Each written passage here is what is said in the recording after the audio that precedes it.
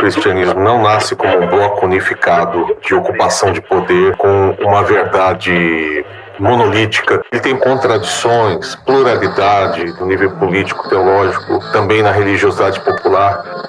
Ser uma religião para todos. O termo católicos quer dizer universal. Talvez seja a primeira ideia de uma humanidade universal. A gente vai encontrar entre os derrotados de Niceia, de Constantinopla, de Éfeso, de Calcedônia, aqueles segmentos que aparecerão no mundo com o nome de Islã. Quando um carpinteiro de Nazaré foi condenado pelos clérigos hebreus e crucificado por um governador romano, a população de seus seguidores mal encheria uma sinagoga. 20 séculos depois, eles formam a maior religião do mundo, predominante em quase todos os continentes. Nenhuma instituição fez tanto pelo bem, a verdade e a beleza. Seus orfanatos e hospitais aliviam a humanidade. Seu mecenato deu ao mundo dos mosaicos bizantinos às catedrais medievais, às obras-primas renascentistas e barrocas. A Igreja deu à luz às universidades e continua a inundar o planeta com escolas. Das ruas poeirentas da Judéia, a pequena seita messiânica floresceu como uma árvore de raízes múltiplas, cujos galhos se espalhavam com inacreditável rapidez entre cidades portuárias, desertos, prisões e palácios, cruzando fronteiras étnicas, morais e culturais, para oferecer uma nova fé a judeus e gentios, analfabetos e filósofos, legionários romanos e mulheres gregas. O cristianismo foi vilipendiado, perseguido, ridicularizado, mas cresceu, como cresce a semente sob a terra, regada pelo sangue dos mártires. Como se cristalizou entre torturas e concílios o que hoje chamamos de ortodoxia? Como se forjou em meio a uma cacofonia de doutrinas, seitas e evangelhos rivais a fé no mistério tão contraintuitivo quanto o central da Trindade? Como a crença num Deus crucificado, escândalo para judeus e loucura para gregos, sintetizou o universalismo helênico e o profetismo hebraico? Como uma religião que pregava o amor ao inimigo, a castidade, o sacrifício e o perdão, conquistou os senadores de Roma, os intelectuais de Alexandria, os comerciantes de Antioquia? Como uma comunidade que pregava desapego às riquezas construiu basílicas de ouro? E o que aconteceu quando Constantino abraçou o símbolo da cruz? Terá a Igreja conquistado o mais formidável império que o mundo já conheceu? Ou terá sido prostituída por ele? Não há como compreender os destinos da civilização humana sem percorrer os passos das primeiras gerações de cristãos, de catacumbas obscuras a palácios imperiais, de Gibraltar à Mesopotâmia. Neles está em germe tanto o império teológico da cristandade medieval, quanto as rupturas que o abalaram, da avassaladora onda islâmica ao cisma entre o Oriente e o Ocidente, até a reforma protestante que escancarou as portas da modernidade. E talvez, refazendo estes passos, humildes, corajosos, incendiários, os cristãos de hoje possam reencontrar a sua missão, reconciliar-se, anunciar a fé com novo ardor e preparar, enfim, o mundo para a consumação do reino de Deus. Para explorar os caminhos do cristianismo primitivo, convidamos Marcos Reis Pinheiro, professor de filosofia da Universidade Federal Fluminense e coordenador do Grupo de Estudos em Mística Comparada, Paulo Nogueira, professor de Ciências da Religião da Pontifícia Universidade Católica de Campinas e autor de Breve História das Origens do Cristianismo, e Pedro Vasconcelos, professor de História da Cultura da Universidade Federal de Alagoas e coautor de Caminhos da Bíblia, uma história do povo de Deus. Paulo, você pode nos caracterizar a mensagem de Jesus? Em que sentido ela dá continuidade ao judaísmo de seu tempo e em que medida ela rompe com essa cultura?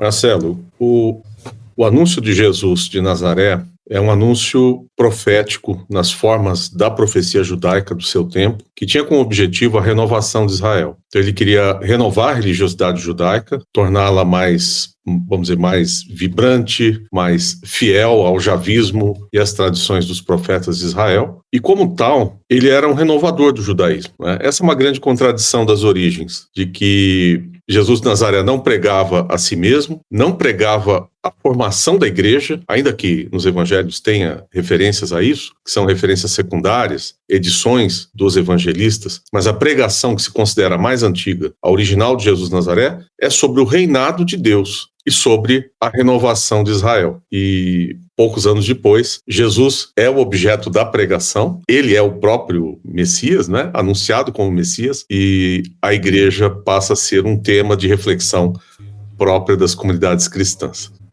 Agora, Pedro, logo no início começam a surgir controvérsias, né? Tô falando ali entre os apóstolos mesmo. Acontece ali, é narrado nos Atos dos Apóstolos, o chamado Primeiro Concílio de Jerusalém, onde você tem um confronto ali entre partidos e ideias sobre como deve avançar essa comunidade, né? Notadamente entre Pedro e Paulo, os dois grandes apóstolos. Qual é a natureza dessa controvérsia e quais são as implicações do que vai ser resolvido ali para a configuração dessas primeiras comunidades? Então, Marcelo, eu diria duas coisas. Uma anterior a esse momento ao qual você se refere, que diz respeito ao fato de que o mundo em que Jesus viveu, que é a Palestina, né, ela tem marcas de múltiplas tradições. É importante mencionar que Jesus é da Galileia, ou seja, está no norte da Palestina, e entre a Galileia, na qual ele viveu e atuou, e a Jerusalém da Judéia, em que ele acabou sendo morto, condenado e crucificado, você ainda tem a região da Samaria, né? Então, tudo isso já cria um caldo cultural muito propício a tensões, a diferenças, a controvérsias, né? Quando você passa para uma geração seguinte, está em jogo, né, o que desta mensagem profundamente palestina, como é que ela ganha agora outros espaços. E a discussão entre Pedro e Paulo, ela sintetiza, de alguma maneira, algumas destas tensões. Então, se no judaísmo a prática da circuncisão, para ficarmos num exemplo apenas, né, era uma prática estabelecida, era uma lei, era uma norma, em outros contextos em que esta mensagem ia chegando, essa prática não era nem conhecida. E o que a gente vai ter é um entendimento que, no fim das contas, não será necessariamente respeitado, definindo que para segmentos advindos do judaísmo, a prática será uma, para segmentos advindos de outras proveniências, a prática será outra.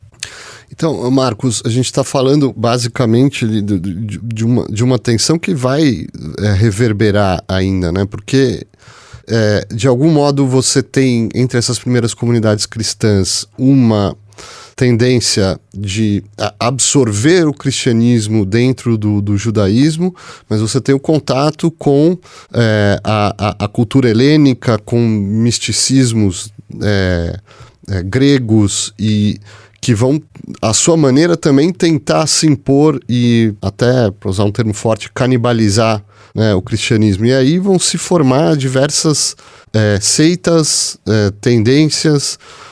Eu já estou me referindo aqui ao gnosticismo, ao montanismo, a seitas judaizantes, né? Será que você pode mapear um pouco, né, esse começo, esse tipo de controvérsia? É claro, Marcelo, isso é muito interessante de pensar que toda a origem é, na verdade, um ponto de chegada de diversas outras referências e influências, né? Na própria Bíblia, a gente já tem uma presença da língua grega, isso nem se fala, né? Mas uma presença da própria filosofia grega e do pensamento helenístico como um todo, né?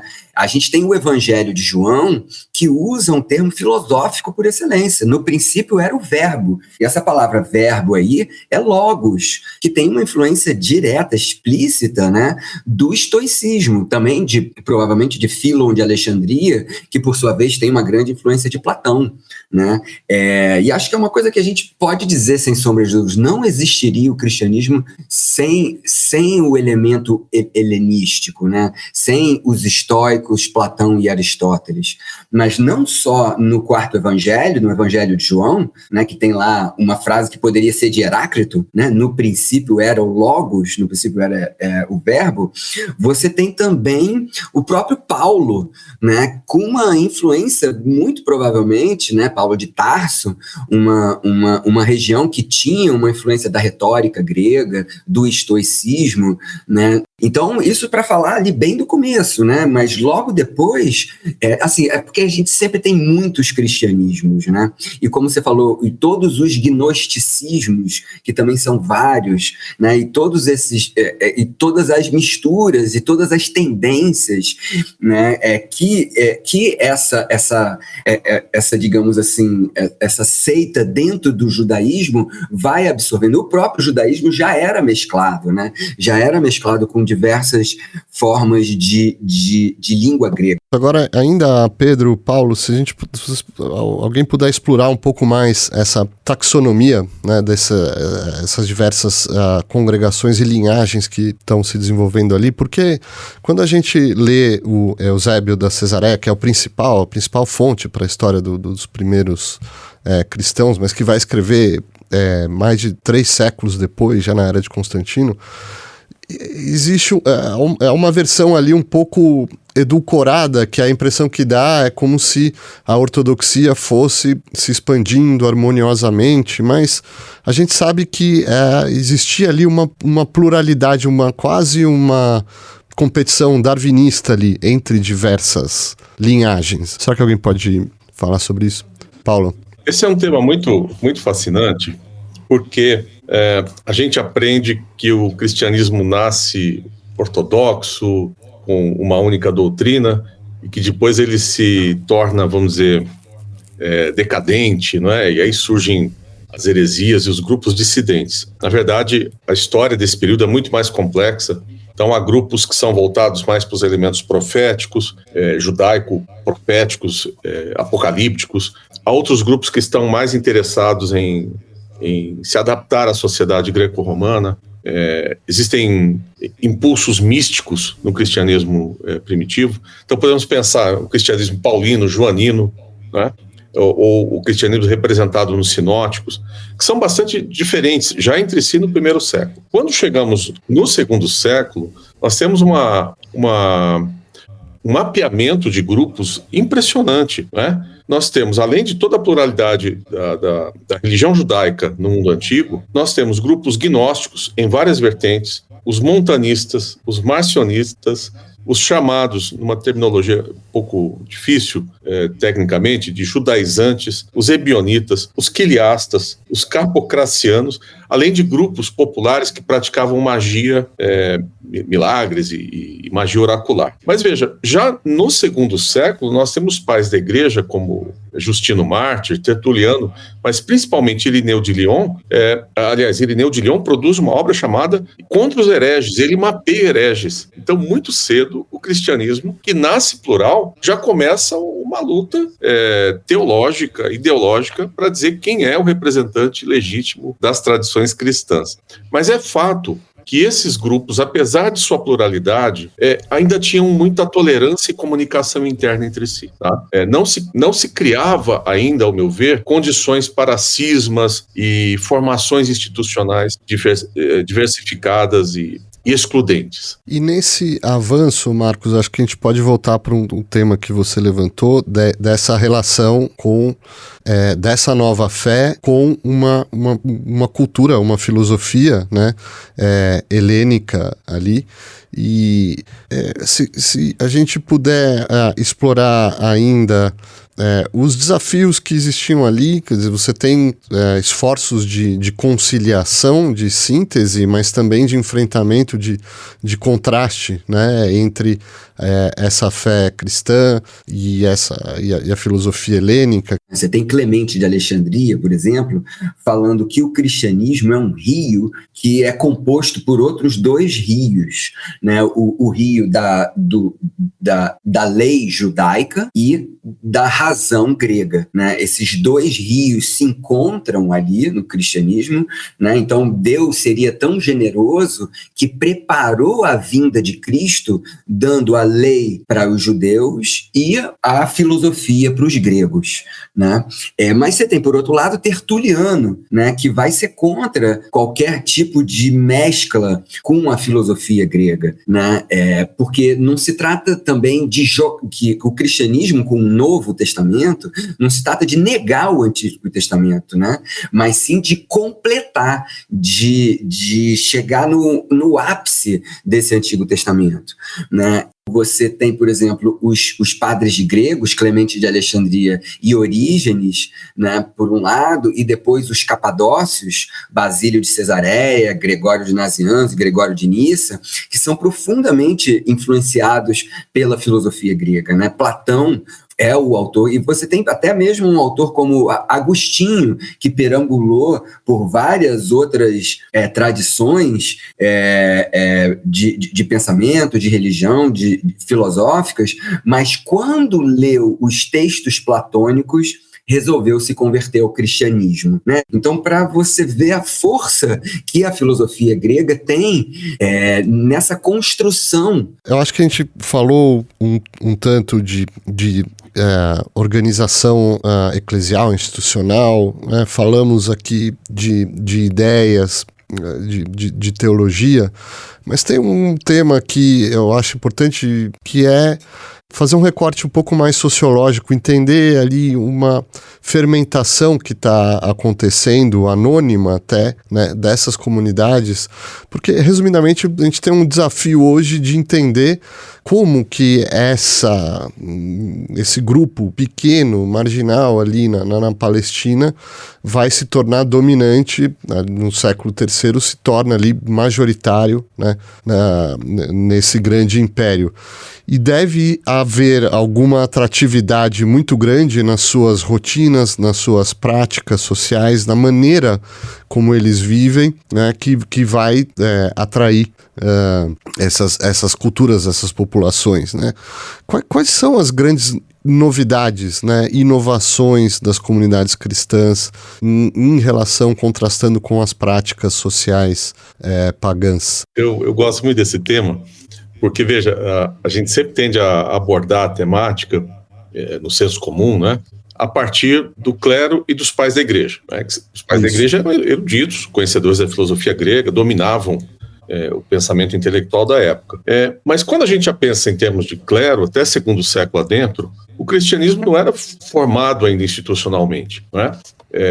Não era religião oficial e sequer lícita. Então os cristãos eram organizados em comunidades domésticas, pequenas, domésticas, né? É só com Constantino que o cristianismo pode agora ocupar espaços públicos e se torna religião oficial só em 381 com Teodósio I. Então, até então, o cristianismo é disseminado, já uma religião, pelo menos no segundo século, já de certa importância, mas que não tem poder, não tem uma cultura material distintiva, né?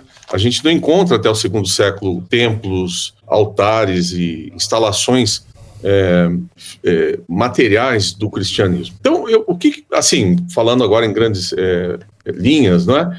Quais seriam os elementos que chamaram a atenção? Primeiro, o suporte organizacional da diáspora judaica. O cristianismo no primeiro século se disseminou por meio de comunidades judaicas. Atos dos Apóstolos é muito certeiro, mesmo na sua ficção, dizendo que Paulo, em cada uma das cidades em que fazia missão, procurava a comunidade judaica e ali pregava. Depois havia conflitos, etc., mas é basicamente nesse suporte cultural, institucional, que também era doméstico, na maioria das vezes, em que ele tinha espaço para pregar. O fato de que o cristianismo paulino é um cristianismo de língua grega, não é, que faz a tradução desses conceitos judaicos e judaico-cristãos para o universo grego por meio da língua grega e por meio de categorias gregas.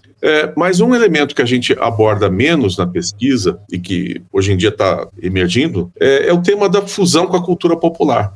Qual é a prática dos primeiros cristãos no mundo antigo? Isso até medievo adentro. São as práticas da religiosidade popular, que é a magia, que é a magia oracular, não é?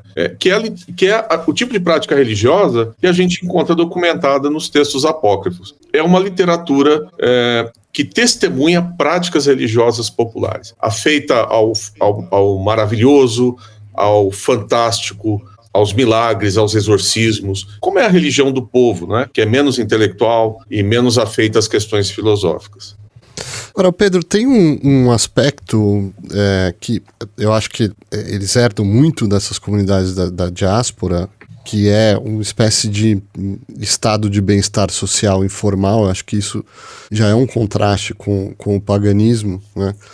Mas tem algo que me parece especialmente novo, tanto em relação aos judeus quanto em relação aos pagãos, que é o papel das mulheres nessas comunidades cristãs. Penso que sim, essa rede de comunidades criando o que você chamou de um estado de bem-estar social, ou seja, uma rede de solidariedade entre essas comunidades. Não vamos idealizar nada, mas que este valor terá sido algo importante no sentido de fortalecer, de dar consistência a essa rede que se expandia. E o fato de que, fundamentalmente, esses grupos cristãos, eles se reuniam em casas, isso faz com que esse protagonismo feminino, vamos dizer assim, essa presença de mulheres na liderança, no levar adiante, no passar à frente aquilo que elas haviam recebido, aquilo que elas haviam assumido, isso seguramente é muito importante. Inclusive, se pensa que os ritos eles aconteciam em cenários, repito, domésticos. Basta a gente pegar a primeira carta de Paulo aos Coríntios, no capítulo 11, e verificar em que termos Paulo apresenta o modo como era praticada a ceia do Senhor. Era num contexto de uma refeição, ou seja, num espaço plenamente aquele espaço da casa, em que as assimetrias entre os vários segmentos formadores da sociedade, homens, mulheres, senhores, escravos, tendiam não necessariamente a serem superadas, essas assimetrias, mas elas ficavam minimizadas. E aí faz todo sentido que, por exemplo, a gente tenha uma frase como a de Paulo, em que ele afirma que em Cristo Jesus não há nem judeu, nem grego, nem escravo, nem livre, nem homem, nem mulher, né?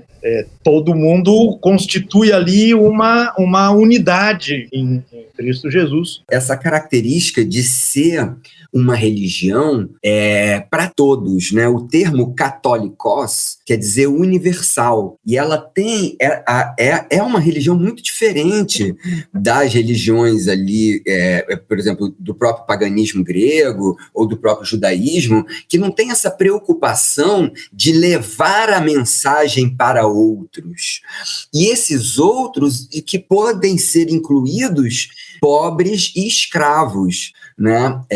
E viúvas e pessoas, digamos assim, abandonadas pela sociedade, que não são centrais na sociedade. Acho que o cristianismo, além da óbvia disseminação dentro do judaísmo, ela tem também uma disseminação nessa população periférica, e como que o Paulo lembrou também, esse imaginário popular dessas pessoas simples vão ser o grande lugar onde o cristianismo vai se desenvolver, né? Então, o cristão, ele tem essa vida comunitária intracelular, que é essa Eucaristia ali, né, semanal, né, essa vida cotidiana, mas ele também está pensando em levar essa palavra para os outros, né, e converter os outros para a sua religião, porque a sua religião é a salvação da humanidade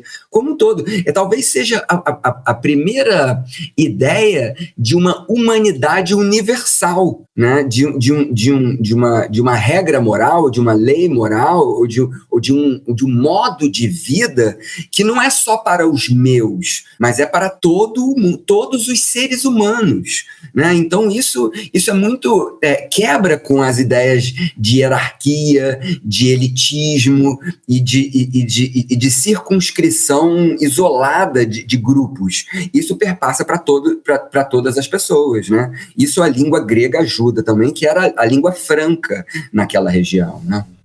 Agora, ouvindo vocês falarem sobre essas comunidades, dá para entender bastante a atratividade, esse aspecto inclusivo, mas tem um enigma nesse enredo que a gente não tratou ainda, mas precisamos tratar, que é, inclusive, um aspecto ao mesmo tempo tenebroso e luminoso dessa história, que são os martírios e as perseguições, né? Primeiro, a meu ver, pelo menos, o enigma de por que tanto ódio, né, a essa nova religião, e depois, por que mesmo com essa violência, com essa truculência, parece que só fez o cristianismo mais forte ao invés de inibi-lo, de reprimi-lo, né? Eu estou falando aqui dos martírios e das perseguições. Me parece que no início, na época de Nero, eram mais esporádicos, embora bastante truculentos, mas mesmo quando essas comunidades vão se consolidando ali no final dos anos 200, no começo dos 300, você tem perseguições sistemáticas e brutais logo antes de Constantino, né? Esse é um tema muito complexo, porque tanto as fontes quanto a historiografia sobre esse período são muito romantizadas, né? Elas são ficcionalizadas, então os mártires são descritos todos como grandes heróis. Eu imagino que muitas perseguições, pelo menos as que aconteceram primeiro, no segundo século, se devem a um desconhecimento do que é o cristianismo. No final do segundo século, o cristianismo já não é tão desconhecido, não é? Então, de fato, há um desejo do poder imperial de sufocar o crescimento desse novo grupo religioso. O que me fascina muito é a ideologia cristã de fascínio pela morte e pelo sofrimento. Isso tem a ver com o modelo já do próprio Cristo, não é? É uma religião de um Deus crucificado, é uma religião que sempre, lá no Novo Testamento, e nos pais da igreja, nos pais apostólicos, e nos monges do deserto, é uma religião que busca a supressão do prazer, a disciplina do corpo e um louvor teológico ao sofrimento. Então, há um fenômeno que tem uma autora norte-americana, Judith Perkins, que chama esse período como o período do self que sofre, não é? Então, há uma ideologia do sofrimento que perpassa todo o cristianismo e que, ao meu ver, tem que ser estudado teológica e antropologicamente. E mesmo aqueles que não eram perseguidos pelo poder romano, pensemos aí nos pais dos pais do deserto, no Egito, né, na metade do terceiro século, grandes números de jovens se lançavam ao deserto para, literalmente, como eles diziam, se mortificar, né, para praticar dura ascese, abstendo-se então de comida, de sexo, da vida urbana, não é? É muito interessante, a gente sempre pensa no cristianismo e sua aliança com o poder, não é? A sua busca por poder, a sua aliança ali com interesses no âmbito do Edito de Milão, quando Constantino suspende a proibição do cristianismo, mas existe também um movimento contrário, de rejeição do mundo urbano, de rejeição dos prazeres do poder e uma idealização do sofrimento e da morte. Qual exatamente as razões as perseguições sistemáticas que acontecem quando o cristianismo, no final dos anos 200, início dos 300, por que você tem uma reação tão brutal a uma comunidade que já está relativamente estabelecida, já não é mais no início ali, já não se trata mais de mera incompreensão, né? Eu queria mencionar o tal filósofo Celso. O que o Celso, que é um filósofo ilustrado, membro da elite cultural romana ali no final do século II, ele coloca, a ideia de que o cristianismo, no seu todo e nos detalhes, ele representa uma ameaça à ordem social, não só no que diz respeito a uma eventual disputa pelo poder, que não é isso exatamente que estava em jogo ainda, né? Mas na medida em que o cristianismo compartilhava, transmitia valores que seriam incompatíveis com aqueles estabelecidos pela sociedade, pela cultura greco-romana. Então você pensa que o Celso, ele faz deboches, né? Mas deboches alarmistas. Olha, o cristianismo cultua aí como Deus, como Salvador, como Filho de Deus, alguém que nasceu de uma mulher que eles dizem que era virgem, mas na verdade ela era uma adúltera. Depois ele morre da maneira mais vergonhosa, como que era possível fazer com que alguém fosse morto, executado, que é a morte na cruz.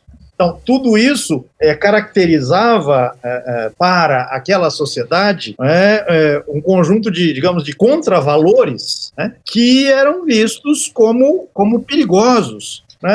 Paulo fez referência aí a essa adoção que vários segmentos do cristianismo fizeram do celibato, daquilo que o historiador Peter Brown chama de renúncia sexual. Ora, isso era visto em amplos setores como uma ameaça à própria sobrevivência da sociedade, na medida em que a vida sexual era indispensável para a procriação e sobrevivência da espécie. Então você tem um conjunto de valores, de referências que são associados ao cristianismo, porque efetivamente eles estão ali presentes, que esse conjunto de valores acaba sendo visto como uma ameaça em geral, né, para o ordenamento social, né? Agora, por outro lado, essas perseguições, elas, de alguma maneira, eram muito seletivas. Grupos que se apresentavam mais ostensivamente portadores desses contravalores aos quais eu fiz referência, tendiam a ser mais visados, né, pelas hostilidades ou pelos aparatos repressores daquela sociedade. E havia outros grupos mais acomodados, mais dispostos a fazer composições com o ordenamento sociopolítico naquela conjuntura. Esses anos 300, nesse momento, vai ser a grande transmutação, né? Com Constantino, o cristianismo é tolerado, né? O Edito de Milão, que estabelece a tolerância, e depois, mais adiante, vai se tornar a religião oficial do Império, e quando a gente chega nos anos 400, 500, a igreja já vai ter aquela persona pública que vai ser o protótipo da igreja medieval, né? Com seus grandes edifícios públicos, seus rituais, até uma opulência estética, as elites, né, participando ali, ocupando seus bispos, ocupando os cargos de poder, etc. E em algum momento daquele quadro que vocês estavam descrevendo ali, das comunidades caseiras, de uma rede de solidariedade e tal, vai acontecer essa cristianização das elites políticas, econômicas, intelectuais, chegando até o imperador Constantino, né? Como se dá essa elitização e qual será o seu impacto para a institucionalidade, para a cultura cristã? O cristianismo ele teve um lado popular que é muito visível, que é muito presente e muito simbiótico com outras culturas, mas ele sempre teve um lado erudito também. O cristianismo é uma religião do livro e do texto e do conhecimento. E a tradição romana e grega do conhecimento é uma tradição muito forte, né? Em que você tinha, por exemplo, professores gregos que ensinavam a retórica para a elite e ensinavam a filosofia grega. E quando o cristianismo chega com essa força intelectual também, ela chega desafiando a força intelectual anterior e suplantando, substituindo, ela vem com uma carga de conhecimento, né, que depois de seduzir as massas, seduz também a elite. E como você falou, depois de Constantino, que ele mesmo se tornou imperador, se tornou cristão, sendo imperador, isso se torna muito atrativo, né? O imperador é um centro sedutor aí de tudo o que acontece na elite. Agora, se vocês me permitem, né, o fato do imperador se converter, e até uma questão, né, até que ponto essa conversão e tal, mas é atrativo, mas para o próprio imperador é atrativo também, porque você tem ali um espelho, né, desse império nessa comunidade que na época dele já tem uma organização, uma institucionalidade, as suas estruturas, as suas hierarquias. Então, para o próprio poder do Estado é atrativo, né, esse encontro, essa coalizão, né? E provavelmente até pelo controle dos exércitos também, né? Essa ideia de que foi numa batalha, porque é alguma coisa bastante épica, né? Ser numa batalha e Constantino vê o símbolo da cruz e ele desenha nos escudos, né? Claro que isso né, até que ponto que isso é verdade e tal, mas você tem essa que o que faz o imperador é o exército. E quando você tem a sedução do exército, isso legitima mais ainda o imperador, não é isso? Mas é interessante, né, Marcos, que ele precisa da legitimidade do cristianismo politicamente, né? Então a gente imagina que entre os soldados havia muitos cristãos. Ele precisa motivar e unir, e em torno dos símbolos cristãos ele o faz. Isso é uma decisão estratégica brilhante, arriscada e brilhante de Constantino. Por outro lado, vamos dizer, para complicar um pouquinho a narrativa de que agora tudo se torna cristão e o cristianismo se torna então oficial, etc., não é bem assim. Logo em seguida, quer dizer, se o Edito de Milão, que suspende a proibição do cristianismo, isso acontece em 313. Em 325, o imperador manda convocar um concílio em Nicéia para resolver os problemas cristológicos que estão dividindo a comunidade cristã. Ou seja, não há uma unidade teológica nesse nível do clero, não é? E ele decreta o concílio no sentido de que as lideranças teológicas e os bispos têm que se encontrar e resolver o problema cristológico. O concílio se reúne, mas na história subsequente a gente percebe diferentes reações das comunidades cristãs pelo Mediterrâneo, que são reações ambíguas à Nicéia. Por exemplo, as comunidades na Itália ainda não recitavam Nicéia, recitavam o símbolo romano, que é mais parecido com o credo apostólico, com seus elementos narrativos, né? E não tão abstratos teológicos. Os cristãos nestorianos, fora do Império Romano, no Império Sassânida, desprezavam Nicéia e toda a sua articulação teológica. Os judeus, a historiografia judaica da Antiguidade Tardia, basicamente ignora toda essa elaboração teológica. E a Igreja Bizantina, que se segue, né, ela vê em Nicéia só um impulso inicial. Ela tem que gerar N novos concílios para depurar a questão cristológica. Ou seja, há sim uma virada de chave que é fundamental para o cristianismo. Ele deixa de ser doméstico, ele deixa de ser uma religião perseguida, proibida pelo Estado, e durante o quarto século constrói, de fato, uma institucionalização nascente, muito bem sucedida, mas ele continua ainda com seus movimentos proféticos, ditos heréticos, né, que a gente chama de heréticos, mas que na verdade são alternativas, e os grupos populares que estão preocupados com religião no cotidiano, com as suas práticas mágicas, com as suas narrativas fantásticas, e um grande processo sincrético com a religiosidade popular do Mediterrâneo. Agora, foi bom você falar do Concílio de Nicéia, porque ali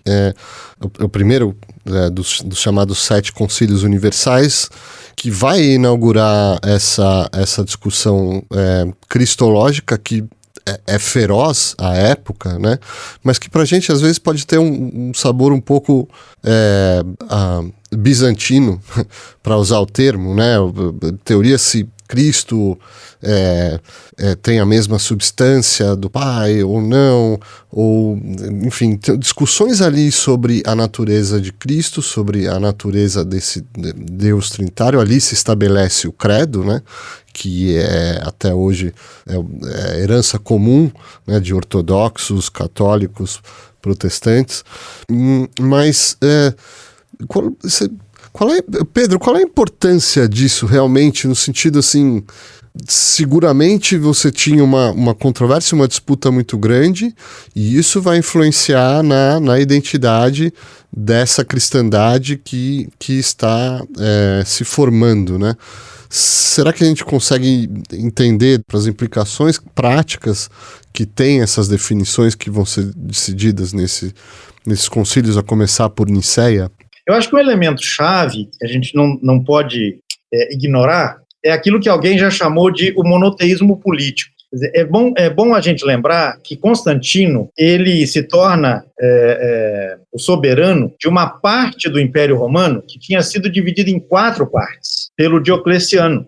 Você tinha os 2 Césares e os 2 Augustos, e um desses 4 era justamente o Constâncio, o pai de Constantino. E o Constantino ele vai travar uma série de combates, entre os quais o famoso combate lá de 313, né, no sentido de reunificar o império que tinha sido dividido em 4 de tão grande e decadente, né, situação de decadência em que ele se encontrava. Então, era muito importante para Constantino, nesse seu empenho de concentrar, de reunificar o império em torno da sua pessoa, este imaginário projetado pelo cristianismo de uma única divindade. Não é à toa que ele, depois que consegue vencer o seu último adversário, ele vai e convoca o Concílio de Niceia, que até certo ponto representa um puxão de tapete em relação ao Constantino, porque o concílio acaba por definir algo que vai na contramão da expectativa do imperador, que é a afirmação de que Jesus é da mesma substância de Deus, né, consubstancial ao Pai. E isso, para Constantino, saía fora dos planos, porque no fim das contas você teria 2 entidades, mas o Constantino ele tem uma pretensão de que no céu se pense em projeção àquilo que ele quer ver estabelecido na Terra, ou ele quer que aqui na Terra você tenha uma emanação do poder único, do Deus único, sentado no seu trono, absolutamente solitário. E aí, duas últimas ponderações. Primeiro, que Niceia desencadeia uma série de outros concílios, os chamados concílios bizantinos. Ou seja, aquilo que Niceia terá pretendido resolver, na verdade, criou novos problemas, né? Então, o concílio de Constantinopla, o concílio de Éfeso, o concílio de Calcedônia. E a outra coisa que queria deixar pontuada é que todos esses concílios deixaram seus derrotados. E a gente vai encontrar entre os derrotados de Niceia, de Constantinopla, de Éfeso, de Calcedônia, aqueles segmentos que, não muito tempo depois, aparecerão no mundo com o nome de Islã. A gente está no limiar de transformações sísmicas. O surgimento da cristandade medieval, depois o grande cisma entre o Oriente e o Ocidente na virada do milênio, a ruptura entre católicos e protestantes, o nascimento da Era Moderna. Será que agora vocês podem ajudar o nosso ouvinte a enxergar até que ponto essas transformações já estavam, de alguma maneira, olhando em retrospectiva, né, em germe, nesse cristianismo primitivo ali que está deixando de ser primitivo na época de Constantino e da igreja imperial, né? Por exemplo, a coisa do Islã, né? Como que é possível explicar que populações que em tese eram cristãs, em questão de 1 ou 2 gerações são islamizadas ali, né? Eu posso mencionar rapidinho um aspecto importante? Claro, Paulo. De como a teologia está ligada à política, né? E como a eclesiologia também vira política. Porque se ficássemos ali nos debates cristológicos que não interessavam ao povo comum, o povo comum estava preocupado com o Cristo narrado de outras formas. Mas quando o cristianismo está a ponto de ser tornado oficial por Teodósio I, há um edito de Tessalônica, que produz um texto que diz quem é cristão, quem é que pode usar o nome de cristão católico, né, o cristão universal, e quem são os hereges. Teologia se unindo à política com implicações fundamentais para a história do Ocidente. A gente precisa pensar que o tempo da Antiguidade Tardia é o tempo em que judaísmo, cristianismo e islamismo, tais quais os conhecemos hoje, não existiam. O tempo da Antiguidade Tardia é o tempo da fermentação em conjunto destas identidades que vão se definir na correlação entre essas forças e também na oposição entre elas, né? Nesse sentido, o que acontece na história do cristianismo primitivo está interferindo na história do judaísmo dos séculos, na época da Antiguidade Tardia, e está interferindo nas histórias daqueles segmentos derrotados nos concílios, né? Que continuam, apesar de Teodósio e o seu edito de Tessalônica, não é, Paulo? Continuam se entendendo como cristãs. Sim, claro. Por outro lado, eu trago aqui a referência a um padre da igreja, que é João Damasceno, que escrevendo no século VIII, ele nunca ouviu a palavra Islã, ele não ouviu falar de um livro chamado Corão, ele tem notícias vagas sobre um tal profeta árabe de nome Muhammad, e ele caracteriza um movimento que ele vê acontecendo no seu entorno, ele vive nas cercanias de Jerusalém no início do século VIII, e ele chama este grupo de heresia dos ismaelitas. Ismaelitas é um termo para dizer árabes, né? Ele chama o que depois será chamado de Islã de uma heresia cristã. E ele passa a criticar as posições que esses ismaelitas têm em relação a Cristo, em relação a Maria, em relação à Eucaristia, etc, etc, etc. O que ajuda a entender, Marcelo, e com isso termino, por que é que aquilo que aparece assim, ao norte da África, todo cristão em uma geração virou islâmico. Quanto de islâmico já não estava naquilo que parecia ser cristão, né? Na Península Ibérica, no século VIII, o cristianismo predominante era o cristianismo ariano, o cristianismo visigodo, justamente o cristianismo que negava a divindade de Jesus, a consubstancialidade de Jesus em relação ao Pai. Ora, isso é um elemento fundamental da cristologia muçulmana, né? O que significa que a gente precisa pensar essas questões, no meu entendimento, de modo muito mais interativo, intercambiante, né, do que na chave do choque, da tensão, da guerra e de uma mudança drástica, né? As coisas foram muito mais fluidas, se deram de maneira muito mais fluida nesses séculos efetivamente empolgantes. Quando a gente aprende didaticamente, são sempre simplificações, né? São formas.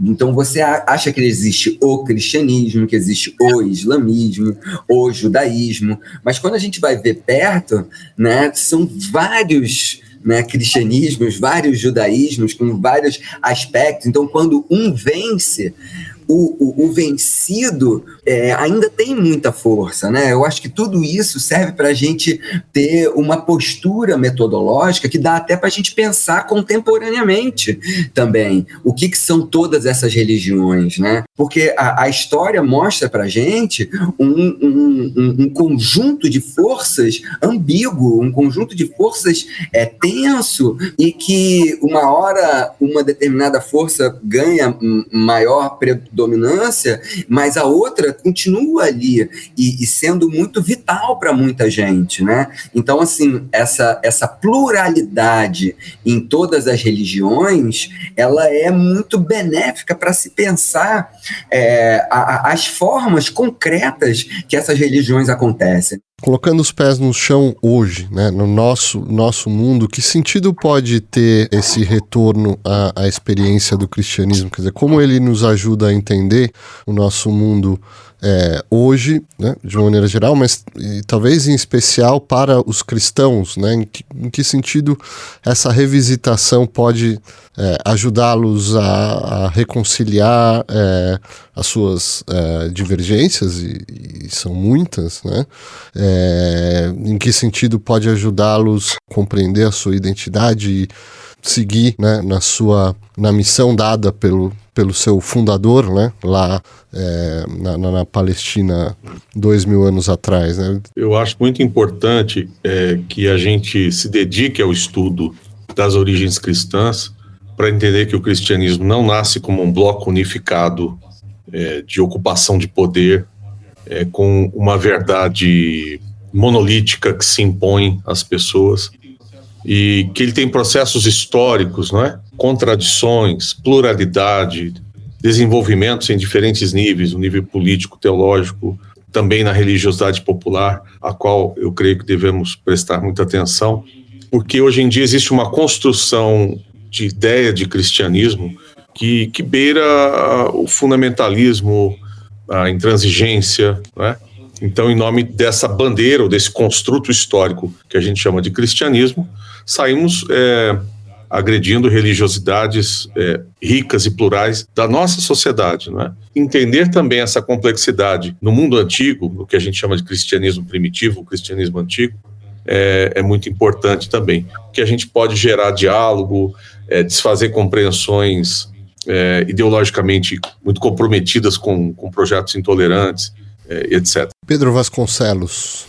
Revisitar os cristianismos das origens permite um contraponto, a meu ver, fundamental com aquilo que se estabeleceu a partir de Constantino. Quer dizer, Constantino é um divisor de águas, né?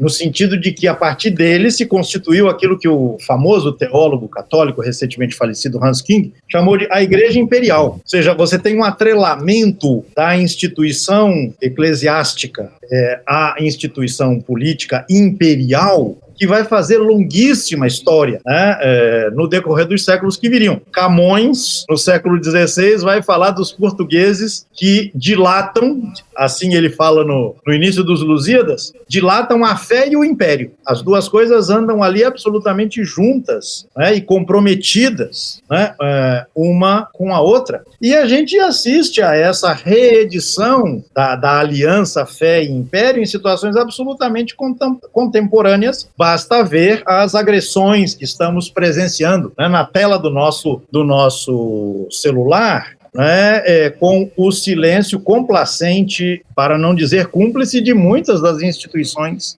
que se definem, se apresentam como cristãs, né? Então, você visitar o cristianismo nos seus primeiros tempos, e aí é sempre bom falar no plural, os cristianismos dos primeiros séculos, permite fazer um contraponto mesmo e pensar que houve outras possibilidades de experimentação do cristianismo que continuaram ao longo do tempo, né, a despeito desta aliança que se estabeleceu entre as duas instituições. Em tempos em que esta aliança não tinha sido estabelecida, esses cristianismos com entraves, com choques, mas com muito diálogo, e a rede de solidariedade ali espalhando-se, efetivamente tem muito a dizer para um cenário ao mesmo tempo plural e conflitivo como este que nós estamos experimentando hoje. Marcos. Quando a gente estuda a origem de alguma coisa, a gente sempre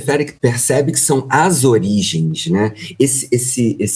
Essa ilusão de uma origem monolítica, ela é muito bem quebrada quando a gente bota uma lente de aumento nisso, né? E assim, o cristianismo não é pouca coisa na nossa sociedade, né? Não dá para a gente pensar na nossa sociedade hoje sem pensar o cristianismo, né? Quer seja contra, seja indiferente, seja a favor, né? Mas os textos que compõem o cristianismo, né? O texto que compõe esses movimentos cristãos, né? Eles são muito ricos e muito delicados, né? Eu acho que a gente ganha estudando o cristianismo primitivo essa sutileza do detalhe, né? E isso é muito enobrecedor da alma, né? E todas as forças políticas que estão em jogo e toda a mistura com tantas coisas ricas, né? Ok, foi uma jornada realmente fascinante. Eu espero que a gente retorne a vários pontos que ficaram no meio do caminho, mas por hoje o nosso tempo acabou. Eu agradeço Marcos Reis Pinheiro, Paulo Nogueira, Pedro Vasconcelos, e agradeço ao nosso ouvinte por ouvir, e até a nossa próxima edição.